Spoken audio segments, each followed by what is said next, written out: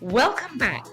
I'm Gila Ross, author of Living Beautifully and host of the Power podcast, where we share short, relatable ideas to impact and upgrade your everyday life.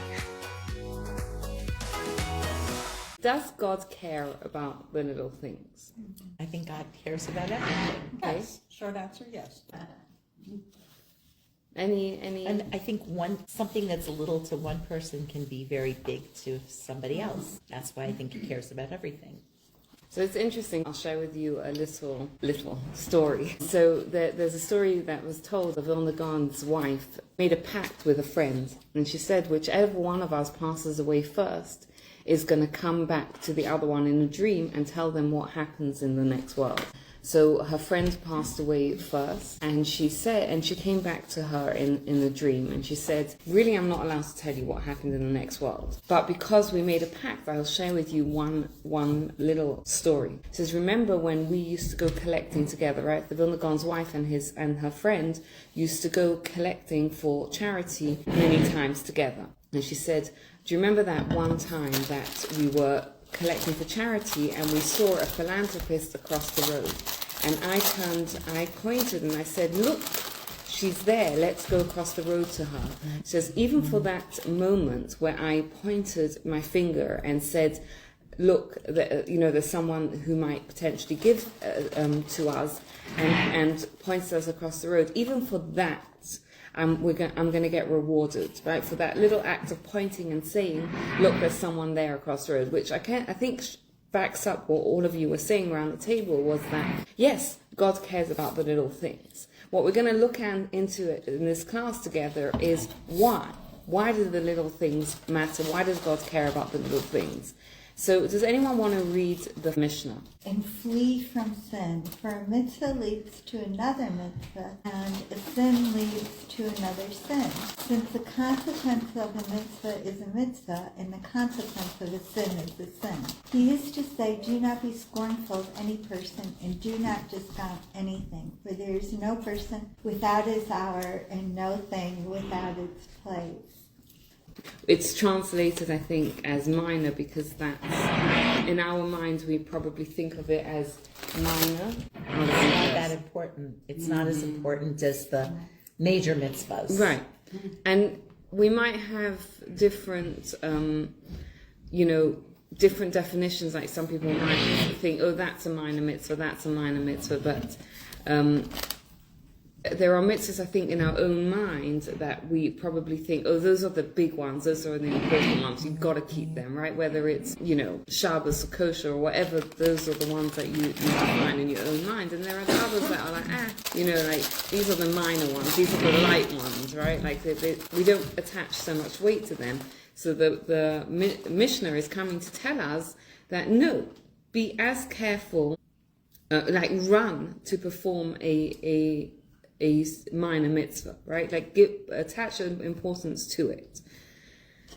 And anything that comes to mind. Are there really minor mitzvahs, or is that a subjective thing? So in other words, have the rabbis determined, or does the Torah determine that there's really something that you have to do that's major, and then some of the other ones are not so important?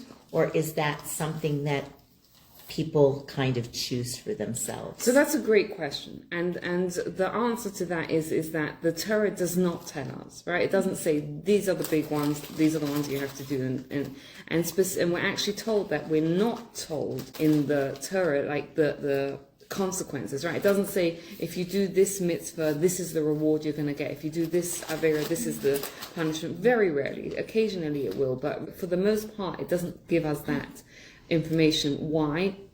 Specifically for this reason, because Hashem doesn't want us to kind of think, oh, these are the big mitzvahs, these are the ones that I've got to keep, and these are the ones that I don't have to keep, right? So, and I think it comes down to in our individual lives, we all have mitzvahs that we kind of gravitate towards and mitzvahs that we struggle with, right? And it could be based on our upbringing, right? Like if someone grows up keeping Shabbat, then it's probably not necessarily, but possibly it's easier for them to keep doing it than it is for someone who doesn't grow up with it. And some of it is our personality. If someone, is personality struggles with telling the truth, then they're going to struggle with the mitzvah of don't tell, keep away from falsehoods, as opposed to someone who, grows up like some people are just like, I see this with some kids, right? Like some kids, they would never think to tell a lie, right?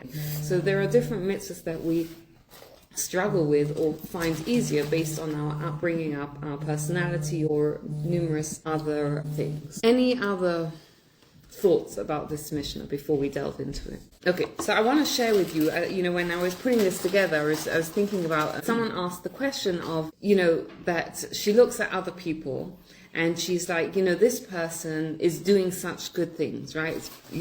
Right?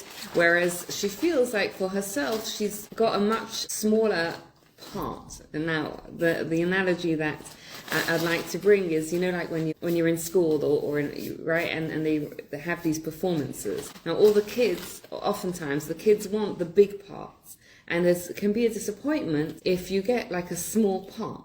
So I guess what she was kind of feeling is that other people seem to be playing much bigger in the world, right? They're accomplishing much more than, let's say, what she's accomplishing. Firstly, is that anything that anyone can ever relate to, right? Yes, nods around the table, definitely, right? You look at other people and you're like, wow, this person is accomplishing so much, right? Is doing so much, whereas, what am I doing? Is there any truth to it? Well, there's a saying that says there's no small parts, there's only small actors. I like that saying. Okay, and based on what this Mishnah is saying, what does that kind of teach us? I mean, if you think about it, right, like it's saying run to perform a minor mitzvah, right? What is it teaching us about these minor mitzvahs? What does it teach us about minor mitzvahs if we're being told to run to perform them? But there isn't a minor mitzvah. Every mitzvah is a mitzvah. Why do the little mitzvahs matter? Debbie gave us a very good point that we don't actually know which ones are the minor ones and which ones are the major ones. But why do they matter? Just like, it may be minor to us, but calling or visiting somebody sick, housebound, it's huge to them for you to go visit. And it's just 15 minutes out of your day to make the call or go visit. So it may be minor to us, but it's huge to the person you just visited who is housebound or in the hospital. Yep. And it's interesting. It's that, and I put it down here as like it might be a small mitzvah, minor mitzvah, but it has a big impact, right? And sometimes even the big impact can be on you, right? You decide. My son shared a story with us on, and there's a few different permutations of the stories. There's a law in Judaism which, when you put your shoes on, you're supposed to put your right shoe on, then your left shoe, tie the left shoe, then tie the right shoe, which I think I'm going to go out on a limb here and say most of us would assume that's a minor mitzvah, right? Now, there's a story told that there was a Jew who was assimilated, and his teacher taught him this law, and he said to him, look, I know we're about to part ways. I'm asking you just to keep this mitzvah. Right, that's it. Don't do anything else, just keep this mitzvah. And this Jew goes on his way and he lives his life completely assimilated, nothing to do with Judaism. But his previous teacher had asked him to do this, so he kept it. And he's tying his shoes he's putting his shoes on every single day like that. First the right shoe, then the left shoe, And one day he's with someone and the person asks him and says, why are you doing that? Just put your shoes on like a normal person, right? Why are you doing this thing? And he explains, and he has this moment where he kind of thinks to himself, you know what? For years and years I've been putting my shoes on because Judaism prescribes it this way, and I know nothing about Judaism, right? Let me go in and learn more about Judaism. And I don't know if anyone here around the table has a story like that, but sometimes we take on a small act, we do a small act, and it has a big impact, whether it's on other people or whether it's on ourselves. We do something small, And it has a big impact. Someone else was telling me that recently they started this practice of hispodedut. What does hispodedut mean? It's a practice of going silently and talking to God, right?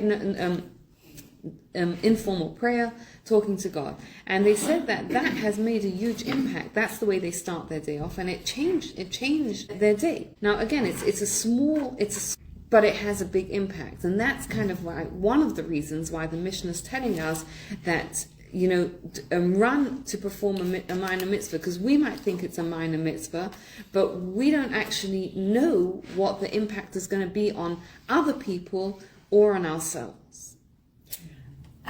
Yes. I was born into a secular Jewish home, and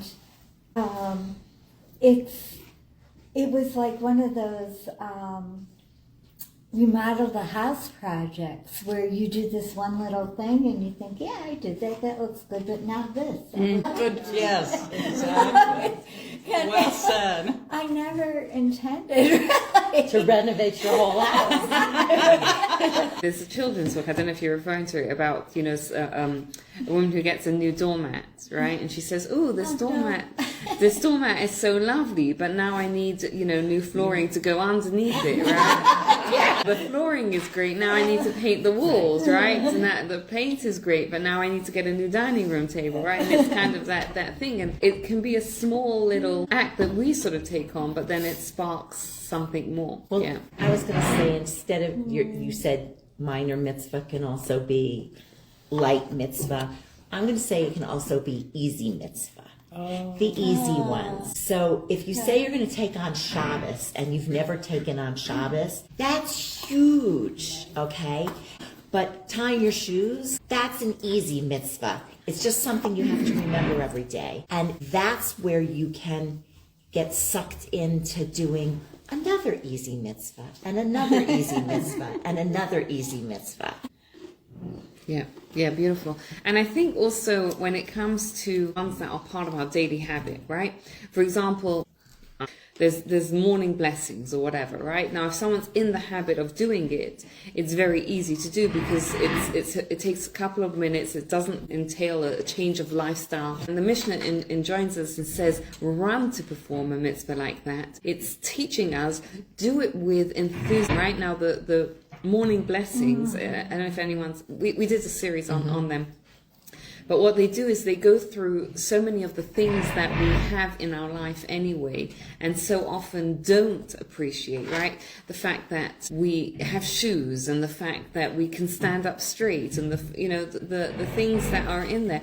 And if we can infuse those easier, right? Those lighter mitzvahs, the ones that don't impose so much of a change on our life with enthusiasm. It changes our day, right? It brings so much more gratitude into our life, and it brings so much more mindfulness about the blessings that we do have, even when we all have things that we want or desire more of. So this idea of bringing enthusiasm to the light mitzvahs, the easier mitzvahs, teaches us that when you put enthusiasm into those things that we already do, right? And I'm sure it doesn't matter where you are religiously, everyone is doing a mitzvah, right? Everyone is doing a mitzvah because there's so many of them, right? When we can put enthusiasm into those mitzvahs that we're already doing, it changes the way we do those mitzvahs, and that on itself has a big impact on us. And the third reason why little things matter is because it creates habits.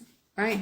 And habits create who we are. James Clear says this: become a person not who's goal-oriented, but who's habit-oriented. Why? Because when you're working towards a goal, once you've reached that goal, that's it, right? What do you do next? You have to get a next goal. When you focus on your habits, that our habits really make up who we are. So three reasons that we shared why the little things matter, aside from the fact that we don't know which ones are minor and which ones are major, is number one, those are the ones that often create the habits, and the habits create who we are as people. it could be a small decision, but it can have a big impact, whether it's on us or on other people. And when we put the enthusiasm into those daily rituals, then that in itself can have a lot of a bigger impact on us, right? Like, as opposed to if we were just going to do it, well, it's a little thing, who cares about it anyway? You know, this is a little thing, but I'm going to put enthusiasm into it, and then it has a bigger impact on us. Any thoughts or comments? Okay, now let's go to the flip side of it. What's the danger of a little bad thing, right? Something, you know, it says flee from sin. It doesn't use the same kind of language, but still, like, what's the danger of doing something just a little bit bad, a little bit wrong? It can become a habit. You do one little thing and it leads to other things, because what it says, what it say here? It says a mitzvah leads to another mitzvah and a sin leads to another sin. Since the consequence of a mitzvah is a mitzvah and the consequence of a sin is a sin. There's two ways where that happens. Number one is naturally, right? Take a simple example. You decide to snooze the alarm clock, right? The next morning, it becomes much easier to snooze the alarm clock again, right? If you choose not to, it becomes easier to get out of bed right away, right? Whatever we do, it becomes easier the next time to do that thing. And the other thing is, we're told that supernaturally, Hashem is going to give us another mitzvah to do, right? You do a good deed, and God will give you an opportunity to do another good deed. You do a bad thing, and God's going to give you an opportunity to do another bad thing. There's an interesting medrash that's told. Is anyone here familiar with the song Shalom Aleichem that we sing on Friday night? So we sing Shalom Aleichem, which is welcoming the angels, right? Who are these angels? So every Friday night, the angels come to the house and they look at the house, and if the house is ready for Shabbat, they bless it, and there's a good angel and there's a bad angel. The Medrash says it should be this way next week, and the bad angel has to respond and say Amen. And similarly, if the house is not ready for Shabbat, the bad angel gives a blessing, which is really a curse, that this is the way it should be next week. And the good angel is forced to respond Amen to that. And the idea here, what this Medrash is kind of teaching us, is that we, in some ways, create our own destiny, right? When we make the house ready for Shabbat, we're setting it up so that next week it becomes easier to do that. Doesn't mean there's not going to be blips in the system, right? Times where we struggle a little bit more or whatever. But generally, if we do a good thing or we do a bad thing, we're setting ourselves up for the future to do either more good things or more bad things. And that's why the language here is that you have to flee from bad things, because it's not just this bad thing that's at risk here, but it's also the consequence of it, and how it makes it easier for us to do bad things in the future, and harder for us to do the right thing in the future. To borrow Ilana's example, if you don't give the change back, it becomes much harder the next time not to give the change back, because you're like, I kept it. Like, why should I change what I did? And if you do, it becomes easier to do it the next time. Any thoughts? Any questions on that? I know this is really extreme, but yes, if you look at gang activity in the inner cities, they start with the kids young, selling dope in the corners, you know, a little sin. And then they get bigger, you know, beat somebody up, and then in order to be installed in the gang, you have to kill someone. I mean, this is exaggerated. Well, maybe not, but I don't know gangs so well. I think it gives us a beautiful insight into human nature, right? Because most of the time, and again, I'm not I'm not an expert on, but a lot of times, if you would tell someone right straight out, oh, you have to kill someone to be a part of it, they would say, no, I'm not doing that. But if you tell them you just have to steal the candy from the, it's not that big a deal to kind of do it, right? It costs like 25 cents or whatever it is. And then you lose sensitivity, and that leads down that slippery slope, which is what this mission is talking about. The consequence of a mitzvah is another mitzvah, an opportunity to do good. And the consequence of a bad thing is that it becomes easier for us to do bad things. And it's something for us to bear in mind when we're making decisions, is that it's not just about this little thing right now, but it's about how this is going to play out in my life going forward. Any thoughts, any questions? Okay, so we're going to move on to the next Mishnah.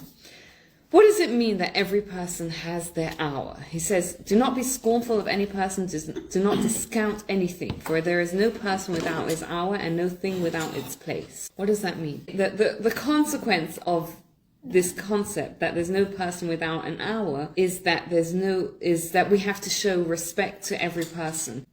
What does it mean that there's no person without an hour? It means that the fact that you're here right now in this time period is by design. It's not like, oh, God had to create the world and put billions of people in it and therefore there's so many people in it. It's by design, right? Just like in Judaism, time has energy, right? And like there's a mitzvah of Shabbat which comes around on Shabbos, and there's a mitzvah of praying in the morning that's in the morning, and the one in the afternoon, right? And like there's different time, energy to time, and purpose and a mission for the time. So too, every person is put into this world at a specific time by design, right? So what is it when we can live with this belief, right? When we can internalize this belief, what does that mean? When we realize that the fact that there's someone else in the world right now means that God has a purpose for them right now. How does that change things? It makes every person special. It makes everyone special, makes us, and I think that goes back to what Beth Ann said, it hopefully helps us treat them with more respect. Then you don't believe the world is random. Becomes more meaningful. I'll share with you a story of, I think, someone who lived with this belief. There was a rabbi who worked at a warehouse, and every morning when he walked in and he walked out, there was a security guard, and he would make sure to say good morning and good evening at the end of the day. Now one day the security guard is locking up and he's about to leave, and he says, hold on a second, something's not quite right. And they say to them, what do you mean? And he says, because that rabbi who came in, he said good morning to me this morning, but I don't remember him saying good evening on the way out. This is a big warehouse, and like there were lots of people coming and going. And they said, oh, maybe you just missed him going. And he says, no. He says, I'm sure I would have seen this person. I'm sure I would have remembered if this person left, because he always made sure to say good evening at the end of the day to me. So the security guard insisted that let's do a sweep of the building and make sure he's okay. And they did a sweep of the building, and they couldn't find him anywhere. And the security guard is like, maybe I missed him, maybe he said good evening and I was busy, whatever. And he's like, no. I'm pretty sure I would have remembered had he said good evening to me. And what he does is he does a sweep of the building again, and he sees that there's some freezers, like these big commercial freezers, and he opens up one of the freezers, and the rabbi was stuck inside that freezer. He had got caught inside the freezer. The story happened before the days where they had the safety thing that allows them to open from the inside. His life was saved because of that, right? The security guard not done the sweep, what would have happened is he would have stuck there overnight and frozen to death. Now, again, what this shows us, by the way, is two things, right? It shows us that the rabbi obviously understood that every person has value, right? The fact that they're in this world means that God has determined they need to be in this world. And that's why he treated the other person with the respect of saying good morning and good evening. Mm-hmm. And by the way, the fact that the security guard knew that shows that most other people weren't doing it, right? Because if everyone was saying it, good morning and good evening, it wouldn't have stood out to him. And it also shows us how his small act of saying good morning and good evening ended up saving his life, right? So that small act had a big impact. Again, run after those minor mitzvahs, because you never know what's going to happen. And the mission, kind of what is teaching us here, is that when we insult other people, or when we don't give other people the worthiness that they deserve, what we're really doing, and even though we don't realize what we're doing, but subconsciously what we're really doing is insulting God. Because the mission is teaching us that there's a world by design, and every person, everything has a place in that world. And if I don't give this person the respect, I'm kind of showing that, like, I don't believe that, that God has a purpose for this person. Now, obviously, it doesn't mean that we have to put up with things from other people that are damaging or whatever, right? But it's teaching us to give other people the worthiness that they deserve, because God created the world in a way that every person is valuable and important in the world. And guess what? It also applies to ourselves. Right? Sometimes the way we talk to ourselves, or like, we'll say, oh, I'm so stupid, or, like, what does it matter, or whatever, right? But the way we talk to ourselves, when we recognize that every person and everything has a purpose and a specific reason why it's in the world right now, we should speak to ourselves with that kindness and respect that we deserve. Any thoughts, any questions? More on this concept that everything, do not discount everything, right? Then there's no thing without its place. King David was brilliant. And there were 3 things that he couldn't understand why God created. He couldn't understand why God created insanity. He couldn't understand why God created fleas. And he couldn't understand why God created spiders, right? He thought to himself, right? These 3 things just seem to create havoc.